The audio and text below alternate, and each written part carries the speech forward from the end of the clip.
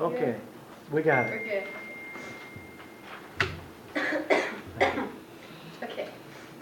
Good afternoon. My name is Grace4, and for my health narrative, I'm going to talk about hereditary spherocytosis.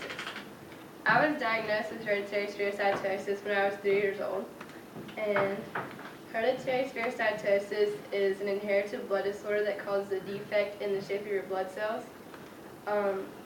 These blood cells here are what your normal blood cells look like, but these are, if you have spherocytosis, your blood cells will be spherocytes because they are sphere shaped, and these misshapen blood cells have caused me a lot of trouble.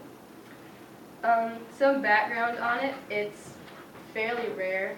So this graph represents 5,000, and this dot here is 1.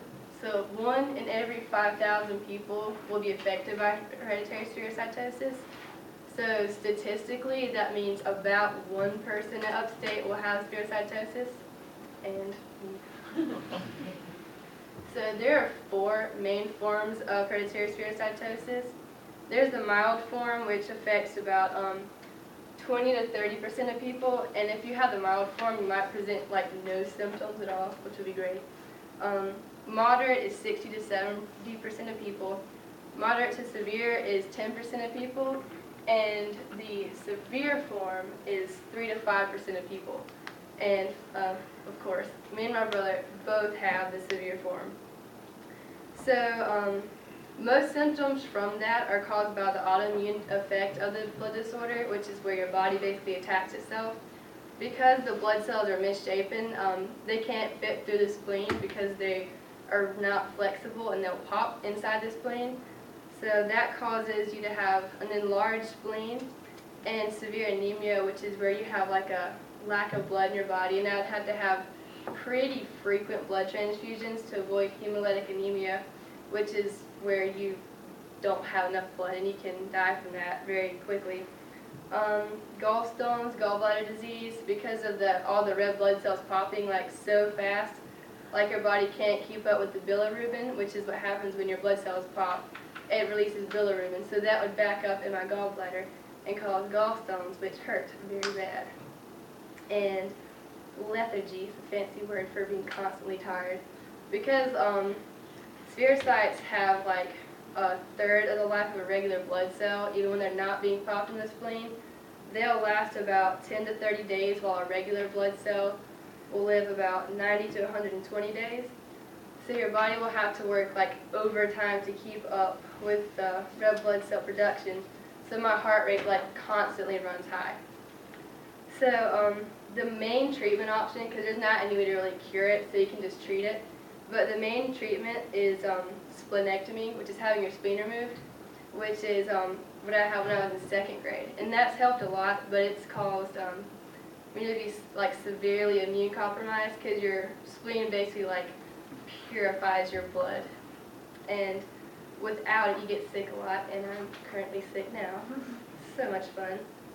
But trying to be a normal kid growing up was pretty hard, having a blood disorder. It was a really big challenge because, as you see here, I was constantly in and out of the doctor's office, hospitals. I basically grew up there. And I wasn't able to go to school until I was in 2nd grade. I was homeschooled until then. And when I could go to school, I was the weird sick kid who everyone loved to make fun of. But that didn't bother me as much as not being able to play sports. I was completely obsessed with baseball, and it broke my heart that I couldn't play it, because I tried to play it 1 season against doctor's orders, and I found out quickly what was against doctor's orders, because my body just absolutely could not keep up with the other kids. And I really, really hated feeling like I was different than everybody, because I was. And I didn't want to talk about it because it made me feel even more different and isolated, and I felt totally alone, because the only other person I knew that had it was my brother, and we just kind of went through this struggle together. And like on the outside, we looked like we were fine, but no one really understood what it was like to have it, because they would only give us sympathy, and that's kind of the worst thing ever. But that kind of all changed when I was 7. I got invited to Camp Courage, which is a camp for kids who are patients of the Greenville Children's Cancer Center. So this will be all the kids with cancer and blood disorders. So it's a place where you can meet kids who are similar to me. And being surrounded by these kids who have actually understood my struggle, they've been where I was at, and finally seeing that I wasn't alone as I felt, and losing some of these friends to cancer and other complications of blood disorders made a major impact on my life. Camp Courage changed the way I view my condition. I no longer am just the shy, sick kid. I learned that being different is okay, and my condition and what I've been through is just part of what makes me who I am. I learned that everyone has their battles, and this one is mine, and God placed this in my life for a reason.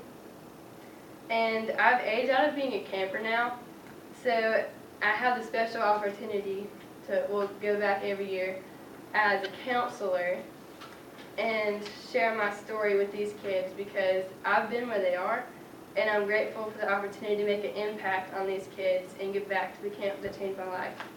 Thank you.